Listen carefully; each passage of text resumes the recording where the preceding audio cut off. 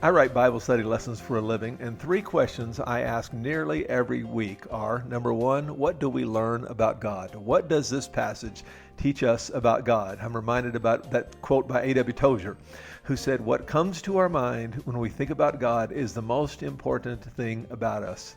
If you have a big view of God, you have small problems. If you have a small view of God, you have big problems. And so one question we want to ask nearly every week is, what does this passage teach us about God? And secondly, I think you do well to ask the question, what is the emotion? What are the people in this passage feeling as they write? And thirdly, we want to ask the question, what is the application? Because ultimately, we don't want to just be smarter sinners. We want to be doers of the word and not hearers only. So as we read Psalm 139, and by the way, this is one of my all-time, along with 100 other passages, this is one of my all-time favorite passages. I remember my sister reading this to me. I probably was in junior high at the time. And I remember getting out my Living Bible. I brought it with me here today. This is a 50-year-old Bible I hold in my hand. And this was the first real Bible I ever had. In other words, I might have had some children's Bibles before this, but that was the first real Bible. A few years later, I got an RSV, but it's the original Living Bible. And I remember it made the text just come alive for me. And I could finally, I felt like understand the Bible for the first time. Like most people in my generation, I kind of grew up in a King James world and reading the Bible out of that Living Bible. And when my sister read this passage to me that I'm about to read to you, I remember just being slack-jawed, just wow. I cannot believe that is in the Bible. So let's read this passage together and let's look at these three questions. Do you remember what they are? What do we learn about God? What is the emotion? And thirdly, what is the application? Lord, you have examined my heart and you know everything about me. What do we learn about God from that sentence right there? You know everything about me. You know when I sit or stand, when far away, you know my every thought. You chart the path ahead of me and tell me where to stop and where to rest. Every moment you know where I am. You know what I'm going to say even before I say it. You both precede and follow me and place your hand of blessing on my head. This is too glorious. What is he feeling there? This is too glorious, too wonderful to believe. I can never be lost from your spirit. And the implication of the Hebrew, by the way, as I understand it, is that it's not that he wants to be lost, but it's not that he's trying to get away from God, but he just said, I couldn't get away from God if I wanted to. I can never be lost from your spirit. I can never get away from my God. If I go up to the heaven, you are there. If I go down to the place of the dead, you are there. If I ride the morning winds to the farthest ocean, even there your hand will guide me, your strength will support me, and I'll remind you about the size of the ocean. You look at this picture of the earth from a particular vantage point, and that's North America up in the upper right-hand part, and that's Australia in the lower left-hand part, and Antarctica in the very bottom. And you can see a big hunk of the world is covered by ocean.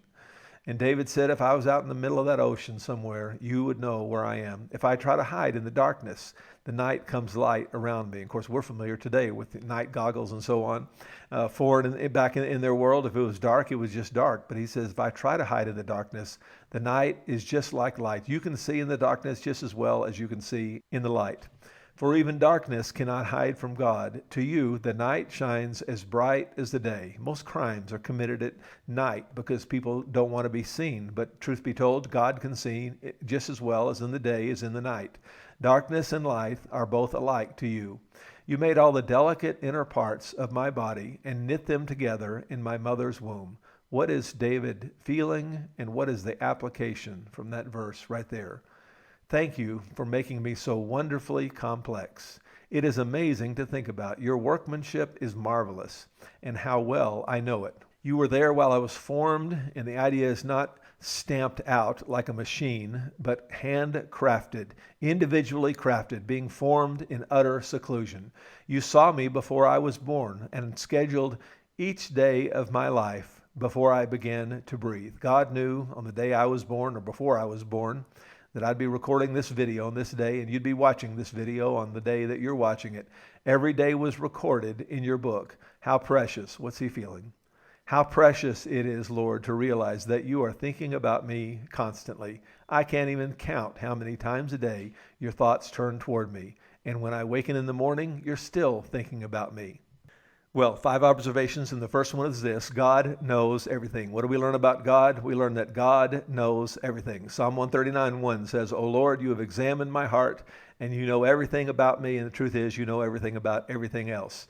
And James Montgomery Boyce points out that omniscience, that is, God knowing everything, is not expressed here as mere doctrine. And that's really the key idea I want to draw out. It's not here expressed as mere doctrine. It is confessed as wonder and adoration. One way I've illustrated this over the years is to imagine a pile of books, and you got that pile of books there, and I want you to imagine that you were to drive a nail through that pile of books.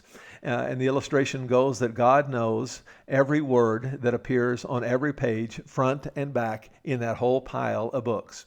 He knows every word. He knows the dictionary definition of every word. He knows what the synonyms of every word are. He knows where every word that nail touches. He knows where every word is used in every other book. And he knows where every word is used in every other book that has ever been written. God knows everything.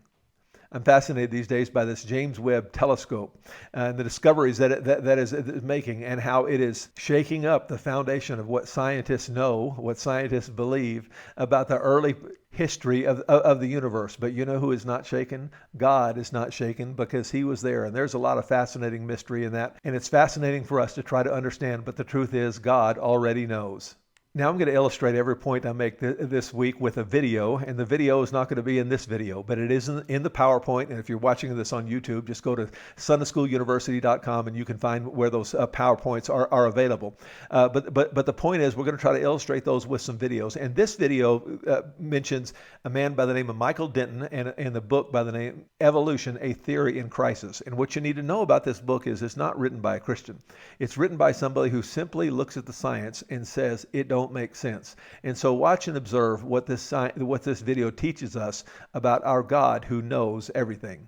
God knows everything, and God is everywhere. If I ride the morning winds to the farthest ocean, even there your hand will guide me, your strength will support me.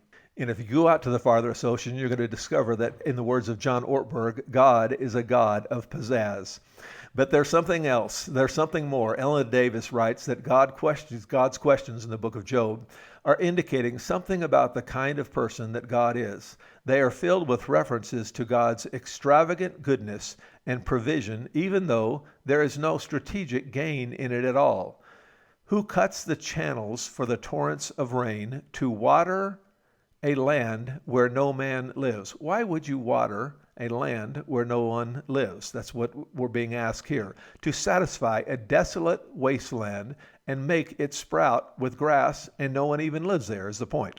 These lines would jump out at the readers in Job's day. Life in Israel depended on rainfall, as it does out here, where it rains about 8 inches a year on average. We've gotten a little more this year, but anyway, they would never waste water. So why would God water a land where no one lives? And it is because, and what you would discover if you looked out in the ocean, because God is a God of gratuitous goodness, and he is uncontrollably generous. He is irrationally loving. He is good for no reason at all. He is good just because he loves to give. He sends streams of living water out of the sheer exuberant generosity. There is a wilderness where no one lives, and there is an ocean where no one is seen until our generation. And yet down there all this time has been these amazing creatures down there. There is a wilderness where no one lives, yet it is full of beauty and grace, because God makes a river run through it. God delights in animals that are of no apparent use at all. The ostrich looks goofy and flaps her wings joyfully as if they could get somewhere. But she lays eggs and she can't even remember where she left the babies. She doesn't seem to be of much worth of an investment. But when she runs, oh my, she laughs at the horse and rider. Why would God waste such talent? I made the behemoth, God says, probably the hippopotamus. The creature is of no particular use. Can anyone capture him when he is on watch? With barbs, can anyone pierce his nose? The ancient world considered the hippo a chaotic monster that needed to be destroyed, but not God. He ranks first among the works of God. It is this as if God is saying, best thing I ever did. I had my A game on that day when I made the behemoth. God takes pleasure in wild oxen that will never plow, the wild donkey that will never be tamed, mountain goats that give birth in secret places man will never see, the leviathan that no one can catch. Nothing on earth is his equal. God creates, he cares for, he gives to, and he delights in animals that don't appear to be good for anything. Why should God love a world like that? Ann Dillard writes, because he is a creator who loves pizzazz.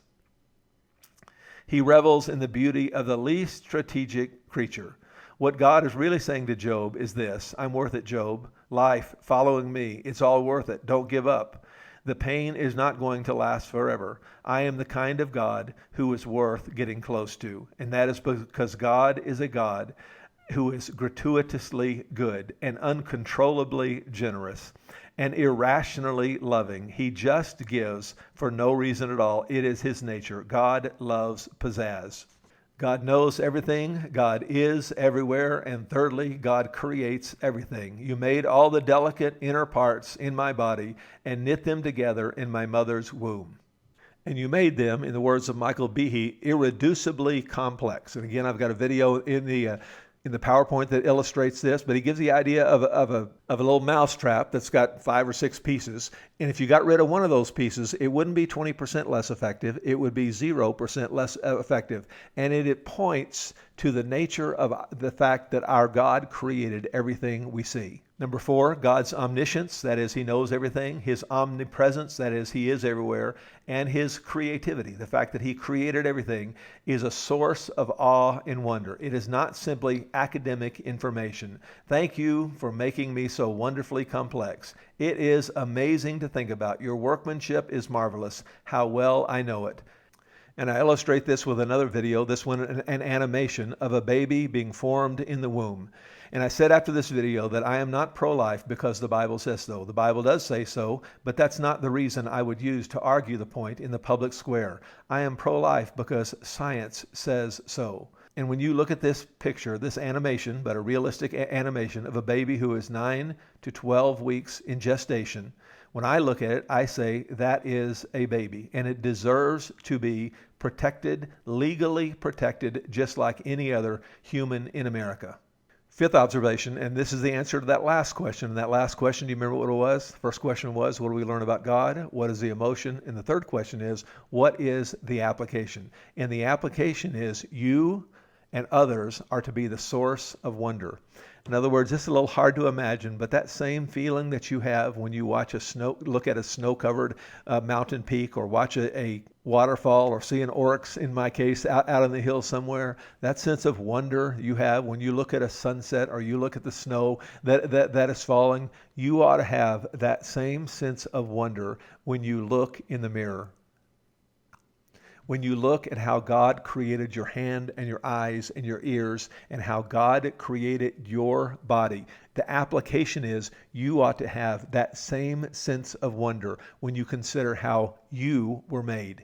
But it is not only how we were made, it is how you interact with other people. I heard this week the story of somebody, and I'm not going to get too much detail into it, but somebody has been deeply hurt because somebody else didn't greet them on a regular basis. They spoke to this person, and the person did not greet them.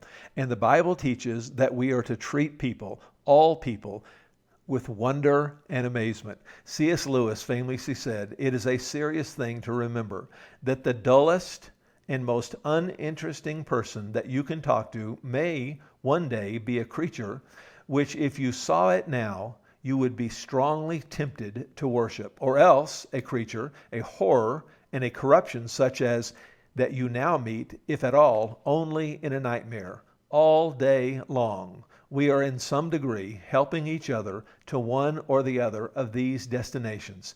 It is in light of these overwhelming possibilities.